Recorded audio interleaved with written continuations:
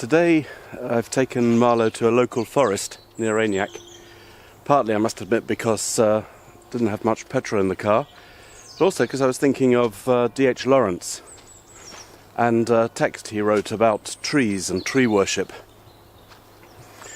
When people think of D.H. Lawrence, they think of Lady Chatterley's Lover, they think of a few famous novels, but principally Lady Chatterley's Lover. In fact, he was a very prolific writer, and amongst other things, he wrote 2 books on the unconscious and psychoanalysis. The background to this is that when Sons and Lovers was published, it became a cause célèbre. The early Freudians in England jumped on it as a classic example of the Oedipus complex, Lawrence's relationship with his mother in the mining town that he was brought up in near Nottingham. To begin with, Lawrence was flattered by this attention, but after a while it began to irritate him, and when he looked into the works of Freud, he didn't like what he saw. He thought Freud saw the unconscious as a dark, smelly cesspit full of snakes and horrors, whereas for him it was something purer. So, being D.H. Lawrence, he wrote 2 books on psychoanalysis and the unconscious, and Fantasia of the unconscious. In one of these, in the second one, he reflects on trees. After a visit to Sicily, he turns up in the Black Forest in Germany and thinks about the Germanic spirit and the spirit of trees. So I thought I could read an extract from this for you as Marlowe and I wander along, taking our walk in the woods.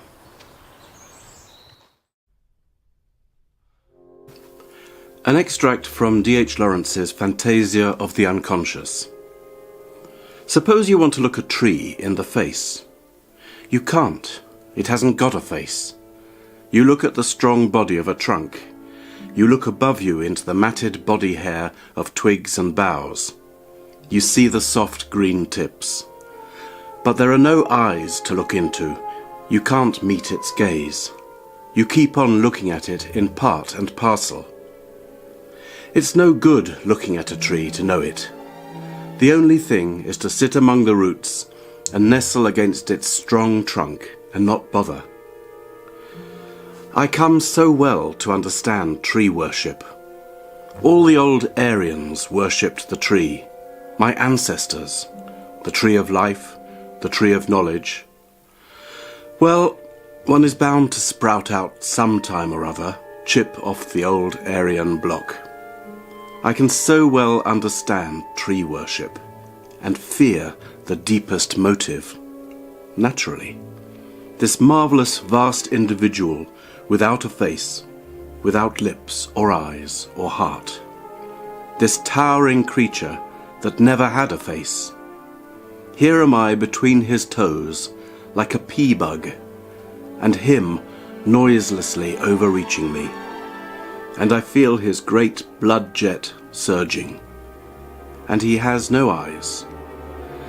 But he turns 2 ways. He thrusts himself tremendously down to the middle earth, where dead men sink in darkness, in the damp, dense undersoil, and he turns himself about in high air, whereas we have eyes on one side of our head only, and only grow upwards. Plunging himself down into the black humus, with the roots gushing zest, where we can only rot dead, and his tips in high air, where we can only look up to. So vast and powerful and exultant in his 2 directions. And all the time, he has no face, no thought, only a huge, savage, thoughtless soul. Where does he even keep his soul? Where does anybody? A huge, plunging, tremendous soul. I'd like to be a tree for a while. The great lust of roots. Root lust, and no mind at all. He towers, and I sit and feel safe. I like to feel him towering round me. I used to be afraid.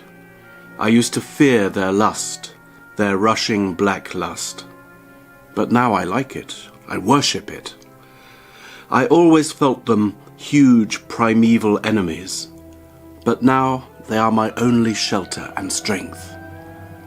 I lose myself among the trees. I am so glad to be with them in their silent, intent passion and their great lust. They feed my soul.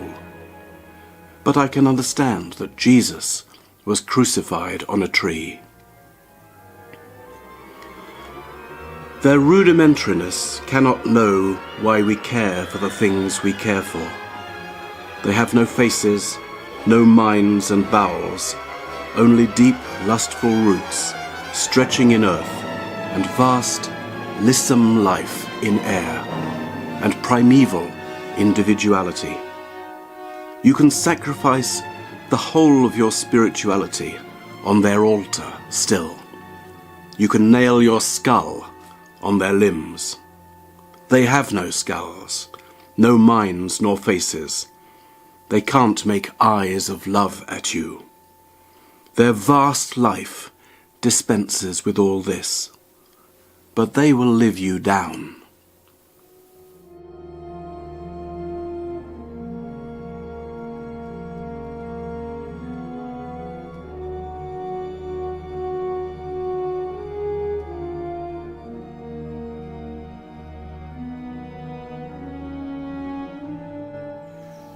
Now, in a recent video I showed you a 600-year-old tree in woods near Luon, while in this forest there is another very ancient tree just over here.